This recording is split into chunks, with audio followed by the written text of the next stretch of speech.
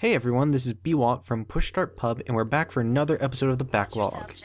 As you might remember from our first episode, the reviewer will play probably the first 2 hours of a game that has been in their backlog for a while, just to get a feeling of the game. And from this, the reviewer will give their opinions on things like graphics, gameplay, and the story and dialogue. And to wrap up the review, the ultimate question will be answered: will you play this game? This week I play the prequel to one of the most memorable games on the N64, Perfect Dark Zero. This game is an FPS developed by Rare, in which you follow the adventures, quote-unquote, of Joanna Dark, a secret agent slash bounty hunter. I'm going to start off this video with the game's positives. The soundtrack and the music are both very good and enhance the tone that the game is going for. The menus and the loading screens are both really cool and have interesting designs that add to the game's futuristic tone as well.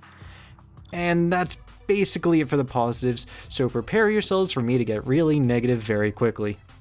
To start off, the controls are very meh. Actually, a lot of this game is very meh, but we'll get to that later. Let's see, the combat sucked, and the cover system barely worked because it took way too much effort to get close to something and hit the A button. You'll see it in the video, it just didn't work. Trying to shoot and move at the same time felt next to impossible, and aiming in general felt like I was in quicksand. Shitty quicksand. It didn't help that there were multiple times where I would randomly jet forward when I only meant to move just a tiny bit. Also, I barely felt like I was ever in any danger. I would literally just stand in place and shoot at the slowest moving enemies ever created during the first level. So the combat wasn't fun or challenging in that respect. Okay, so the controls weren't very good and the combat system was lacking. But she's a secret agent. There must have been some cool gadgets and mechanics that were really fun to play with, right? Well, you'd be wrong. There were 3 gadgets I was introduced to in the first 2 levels that I played, and all of them had flaws, and most of them had to do with the control scheme itself. Let me say that while the execution of the following is poor, the ideas behind them are pretty good at least. Nothing groundbreaking, but the ambition was there, just no execution. First off was the spy cam, a gyro ball drone that, while cool in concept, kept moving forward on its own, making controlling it really annoying. Plus, the actual camera on it had a fisheye, and that's not great in a game that was made in 2005. The second thing I encountered was the hacking, which was very meh. And the mechanic actually changed after the first mission. The first mission had you hacking with a rotating scanner, where you had to match up a light with a blue bar on your device. But the second mission had a different hacking thing altogether, where you had this little drone thing where you would hold the right stick until the light went green. So I'm thinking, why the hell were there 2 separate hacking mechanics in this game? It doesn't make any sense. At least not from a development or gameplay standpoint.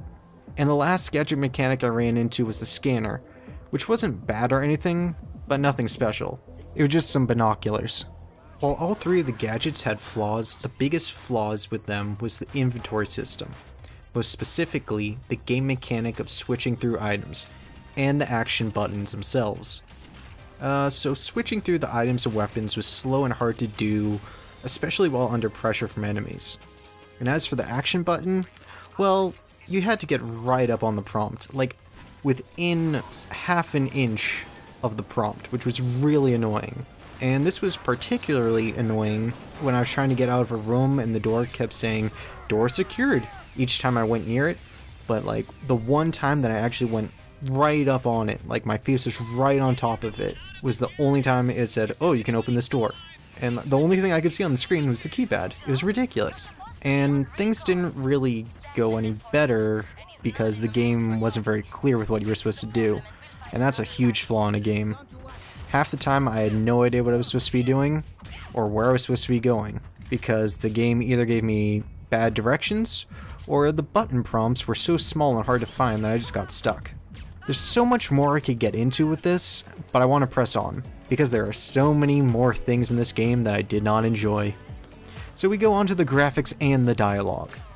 The level design itself was pretty ordinary, with the same rooms and structures repeating themselves. The character designs were very poor and incredibly repetitive, with almost all the enemies having the same poorly designed faces.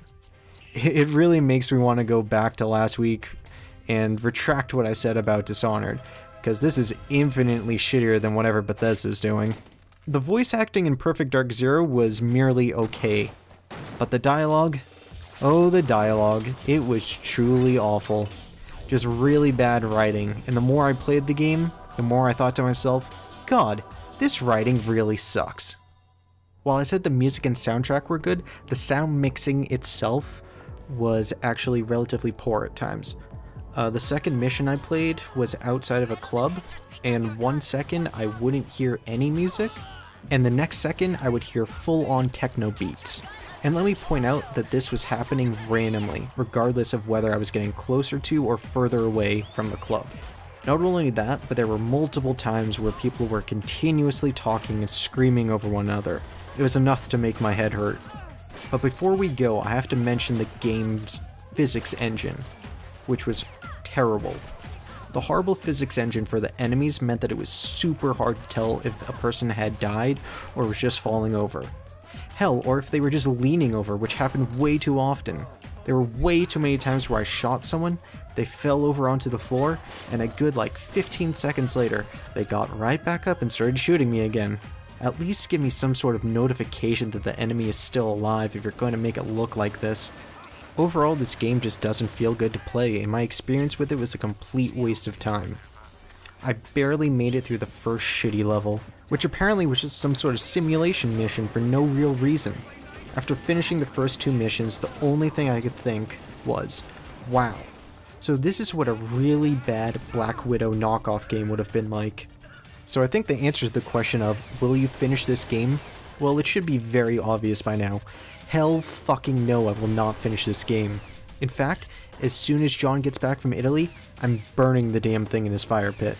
So thank you for watching, and let's hope that the next episode of the Backlog is a happier one, for all our sakes.